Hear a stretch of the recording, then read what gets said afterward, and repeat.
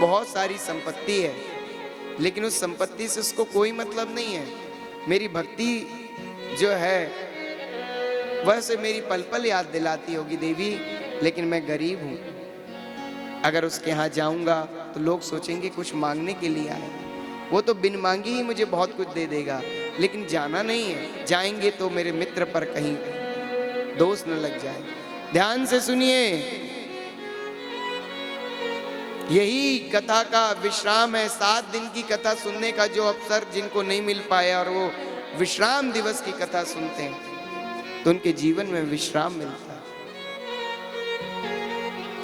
और 7 दिन की कथा का लाभ मिलता है। और आज अगर आप वंचित रह गए तो फिर रह गए, और भगवान ने कृपा करी,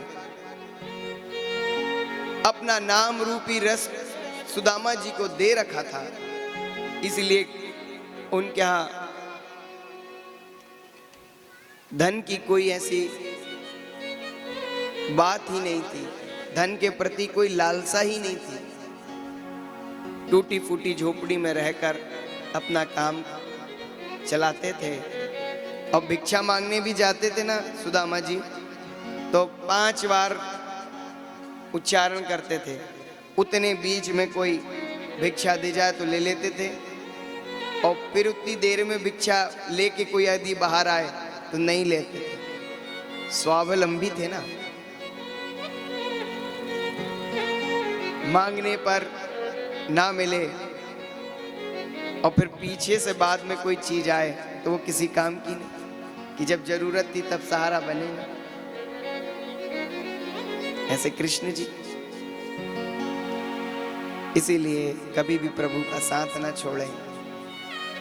सुदामा जी महाराज भिक्षा मांगने जाते तो भगवान नाम उच्चारते, नारायण नारायण नारायण नारायण नारायण भिक्षाम देहि। इतना कहते कि मानो जो सामने वाला देने आ रहा है वो साक्षात मेरे लिए नारायण के स्वरूप है। हरि नाम से जो मिल जाए वो लेके चले आते। ऐसे सुदामा जी। अब 5 बार जितने में बुलाते उतने में तो लोग बाग घर से चौके से निकालने में समय लगता, अन्न धन जो कुछ भी देना चाहते वस्त्र इत्यादि लाने में देर लगता, उतने में सुदामा जी चले जाते तो भिक्षा ही नहीं मिल पाती, और कोई बुलाए तो लेते नहीं। लेकिन बच्चों को भी अगर है तो भगवान का भजन करा के पानी पिला पिला के सुला देते। खिचड़ी से काम चल जाता, चूल्हा नहीं जलता कई कई दिनों में। और भगवान तो प्रेमी है, अपने बच्चों को मानते हो यही कहते कि जैसे आज एकादशी का व्रत है, 1 मास 2 पाख में 2 एकादशी हुए। 1 मास 2 पाख में 2 एकादशी होए, सो प्रभु दीन दयाल की कृपा से मेरे घर नित एकादशी हो। यही सोचते एकादशी का व्रत है। और ऐसे श्री सुदामा जी महाराज अपने बच्चों को परिश्रम से रहना सिखाते हैं। भगवान की पत्नी जो, इनकी पत्नी जो है सुदामा जी महाराज जी की, श्री सुदामा जी ब्राह्मण देवता भगवान से कम नहीं, प्रार्थना करती हैं कि प्रभु मेरी इच्छा है, जिस भगवान परमात्मा का आप इतना भजन करते हो आप जाओ, एक बार मिलने के लिए जाओ। और सुदामा जी महाराज पत्नी के कहने पर जाते हैं कि चलो चलते हैं, देखते हैं। सही बात है, मुझे उससे कुछ लेना तो नहीं है, लेकिन कई अरसा निकल गए हैं, कितना समय निकला, एक बार मिल के आना चाहिए। देवी मैं वहां जाऊंगा तो क्या उसको दूंगा? बोले कुछ नहीं, एक काम करो, मैंने कुछ जोड़ के रखा। बोले तूने कब जोड़ लिया? बोले कुछ है, मैं देती हूँ, आप वो लेके जाना। और बोले आप रुको। और सुदामा जी महाराज की पत्नी सुशीला, सुदामा जी महाराज जी की पत्नी सुशीला जो है 4 घरों में जाती है और चुपचाप 4 घरों से भिक्षा मांग कर लाती है। अब 4 घरों के 4 प्रकार के चावल सूप में तो ले आई, लेकिन दूं किसमें? और सुशीला ने जो साड़ी थी उसका आधा पल्लू फाड़ा और लपेट कर तह लगा लगा के, क्योंकि साड़ी के पल्लू में भी जगह जगह छेद, 1 परत 2 परत करके उसमें बांध के किसी प्रकार का, ये मेरी प्रेम की भेंट है, मेरे प्रेम की भेंट है, उनके चरणों में चढ़ा देना। और श्री सुदामा जी महाराज दीन दयाल दुख हरता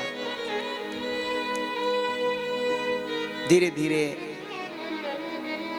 पहुंचे, घर से निकले, लेकिन इतने धीरे पहुंचे कि सिर्फ गांव के बाहर ही पहुंच पाए, चलते चलते और थक गए।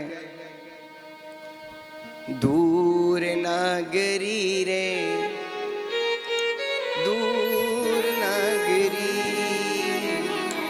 दूर नागरी रे, बड़ी दूर नागरी, कैसे आऊं मैं कन्हैया, कैसे आऊं मैं कन्हैया, तेरी गोकुल नगरी, बड़ी दूर नगरी, वो दूर नगरी, बड़ी दूर नगरी। रात में आऊं कान्हा, डर मोहे लागे, रात में आऊं कान्हा, डर मोहे लागे, दिन में आऊं तो देखे सारी नगरी, दूर नगरी, बड़ी दूर नगरी। ठाकुर जी का भजन करते करते सुदामा जी महाराज और दृढ़ संकल्प कृष्ण नाम लेके निकले कि द्वारिका बड़ी दूर है। फिर भी चलते गए, रास्ते में किसी बट वृक्ष के नीचे थक गए तो नींद लग गई। ठाकुर जी ने ऐसी कृपा करी कि योग माया से कहा कि ऐसे आते आते तो सुदामा जी कहीं बगैर खाए पिए चले, रास्ते में गोविंदाय ना नमो नमः हो जाए इनका। तो योग माया को भेजा कि लेकर आओ। तो योग माया चुपचाप से सोते हुए सुदामा जी को भगवान की कृपा हुई और श्री सुदामा जी को पहुंचा दिया द्वारिका नगरी की ओर, और जहां उनका सामना द्वारपालों से हुआ।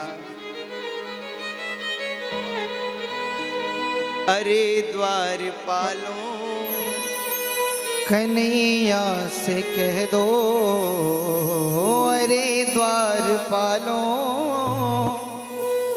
कन्हैया से कह दो, किधर पे सुदामा गरीब आ गया है, किधर पे सुदामा गरीब आ गया है।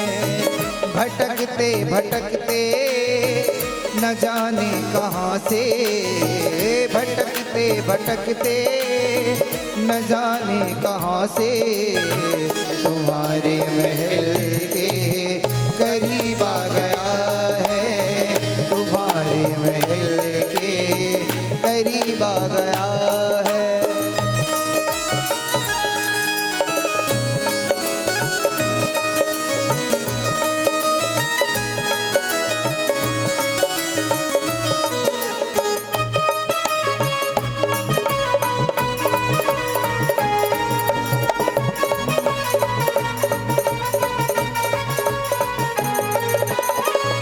सर पे है पगड़ी न तन पे है जामा, बता दो कन्हैया को नाम है सुदामा, बता दो कन्हैया को नाम है सुदामा।